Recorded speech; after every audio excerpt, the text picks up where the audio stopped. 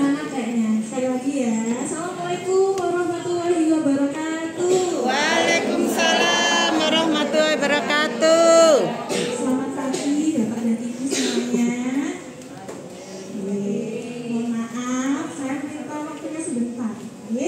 Kami dari tim instalasi gizi, hari ini tuh hari yang spesial Bapak dan Ibu. Tahu nggak nih hari apa sekarang? Ada yang tahu? Oh iya, Hari Anak Nasional. Tepuk tangan dulu semuanya. Hari ini adalah Hari Anak Nasional ke-40. Ada temanya ini, kita bisa melihat. Temanya pada tahun ini adalah Anak Terlindungi Indonesia Maju. Coba ya, kita jago sama-sama nggih. Kalau saya bilang anak terlindungi seperti ini nggih. Indonesia Maju. Hari Anak Nasional, Anak Terlindungi Indonesia Maju. Bisa? 1, 2, 3. Hari Anak Nasional, Anak terlindungi Indonesia maju. Kita diharapkan anak-anak Indonesia ini terbebas dari masalah-masalah. Contohnya apa? Ini pekerjaan anak, kemudian kekerasan seksual, ada lagi masalah gizi. Nah, masalah-masalah gizi ini ada banyak nih. Kita bisa melihat di gambar ada 6 anak, usianya sama. Kita anggap aja usianya 2 tahun deh. Yang pertama si orangnya. Orangnya ini memiliki berat badan yang normal dan tinggi badan yang normal. Garis putus-putus ini adalah garis kurva yang normal. Kemudian si merah. Merah ini adalah si kurus. Karena berat badannya menurut usianya, menurut tinggi badannya ini kurang. Tetapi tinggi badannya ini normal. Dan si hijau. Hijau ini adalah stunting. Jadi hijau ini panjangnya tuh jauh dari usianya, dari teman-teman seusianya. Dan si biru. Biru ini tinggi badannya tidak jauh dari usianya, namun berat badannya menurut usianya itu rendah.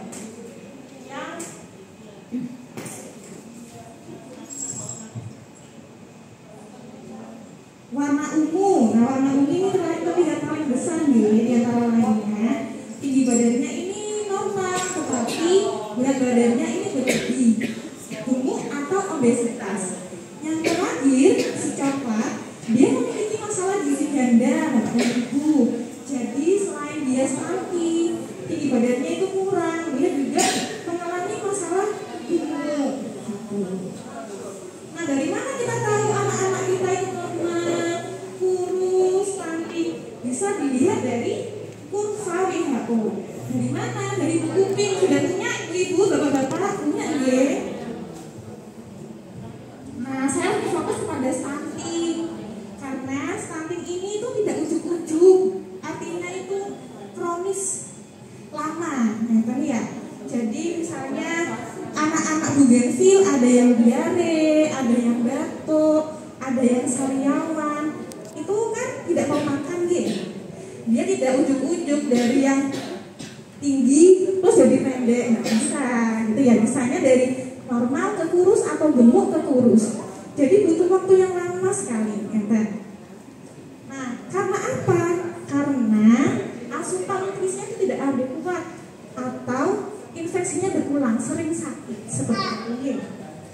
Nah, kita bisa melihat di grafiknya ada ini garis di bawah minus 2 sampai minus 3 ini termasuk stunting. Jadi di bawahnya garis normal, warna kuning dan merah. Faktor-faktornya ini banyak sekali karena politik, pendidikan banyak sekali. Tapi saya lebih fokus kepada kekurangan protein hewani. Nah, dilihat di sini, ini gambar otak ibu-ibu, bapak-bapak. Yang dilihat yang sebelah kanan itu adalah anak yang sehat. Cabangnya banyak sekali, nggih. Yang sebelah kanan ini adalah anak yang stunting. Gitu. Cabang-cabangnya stunting itu tidak berkembang daripada anak yang gizinya normal. Dampaknya, karena dia itu tidak bisa berkembang otaknya, di sekolah ini agak terlambat, gitu. Kurang mampu berprestasi, sehingga nantinya tidak bisa mendapatkan pekerjaan yang sesuai, pekerjaan yang layak, sehingga penghasilannya berkurang. Dan akses pada ini makanan hewani jadinya berkurang, akhirnya menjadi stunting aja gitu nggih. Nah, langkah-langkahnya itu bisa dicegah jauh sebelum anak itu lahir, pas hamil Bu. Jadi namanya itu 1000 hari pertama kehidupan. Dimulai dari pas hamil 9 bulan, pertama kali hamil sampai 9 bulan, dan anak usia 2 tahun. Jadi kalau di total itu 1000 hari pertama kehidupan, yang disingkat namanya 1000 HPK. Nah, pencegahan stunting itu ada banyak. Ada kita singkat dengan A, B, C, D, E. Dimulai dari remaja, sebelum hamil kita siapkan dulu. Dia harus aktif meminum tablet tambah darah. Sudah tahu ya Bu, yang warnanya merah biasanya? Bukan ya? Nah, sudah tahu. Nah, di sini, di remaja ini ada hari minum tablet tambah darah serentak untuk anak-anak usia remaja. Jadi di sekolah itu ada minum bersama, minum tablet tambah darah bersama. Biasanya itu 1000 sekali. Kemudian ada konsumsi TTD, tablet tambah darah, bagi ibu hamil setiap hari. B, bumil teratur, periksa kehamilan minimal 6 kali. Jadi diharapkan bumil-bumil ini periksa minimal 6 kali dan 2 kali di USG oleh dokter. Di puskesmas juga sudah ada, jadi di puskesmas itu disediakan USG. Jadi diharapkan ibu-ibu yang hamil bisa mengecek. Jadi kalau misalnya ada pertumbuhan yang kurang, bisa segera diatasi.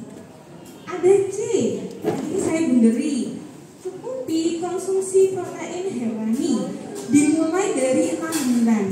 Jadi banyak sekali masyarakat di Lumajang yang masih mendulang anaknya dengan sayur sama kuah kelor. Bener gak Bu? Bener gak? Terus ada yang takut juga cuma dikasih pisang aja, ada gitu.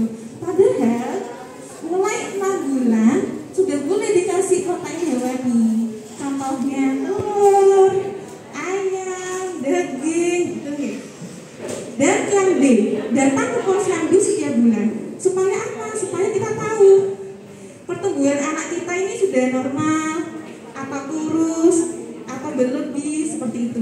Dan untuk mendapatkan ini imunisasi supaya anak tidak gampang sakit. Yang terakhir adalah ASI eksklusif selama 6 bulan.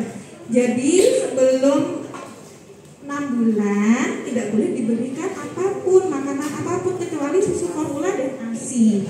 Tidak boleh didulang sama pisang, nggak boleh sama madu, gitu nggih.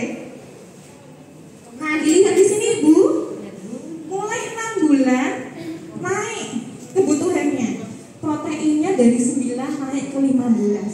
Zat besi, nah zat besi ini juga adanya banyaknya di protein hewani. Di protein nabati itu banyak, tetapi bentuknya itu beda. Kalau di protein hewani, dia namanya HEM. Jadi lebih kuat, lebih gampang diserap oleh tubuh.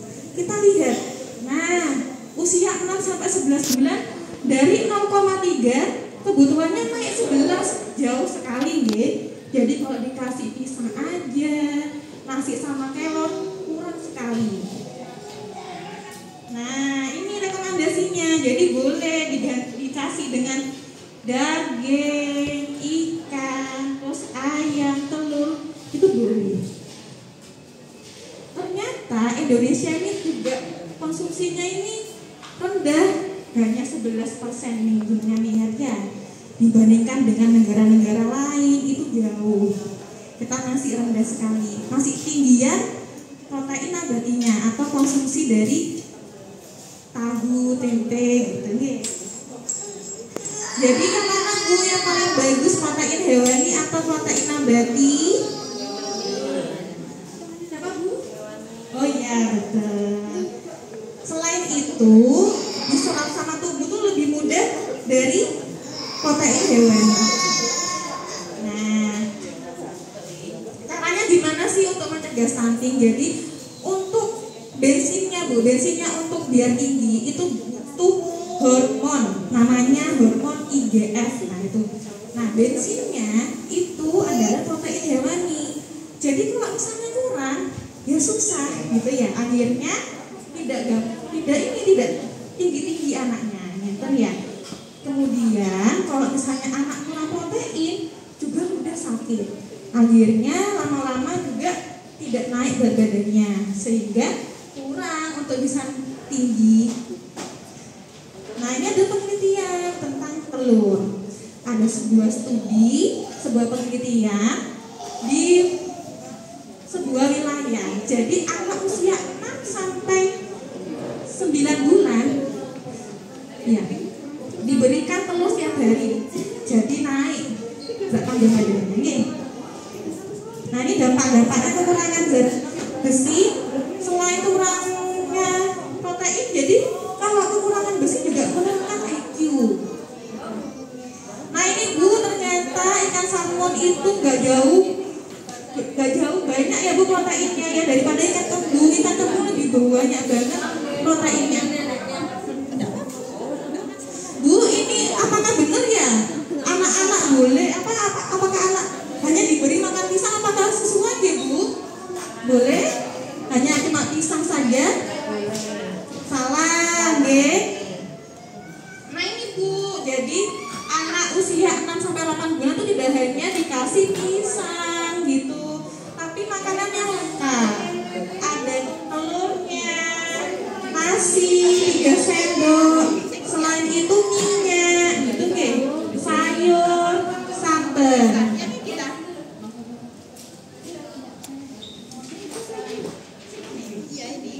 Jadi bisa dikonsumsi protein hewani, sudah mulai bisa dikenalkan nih.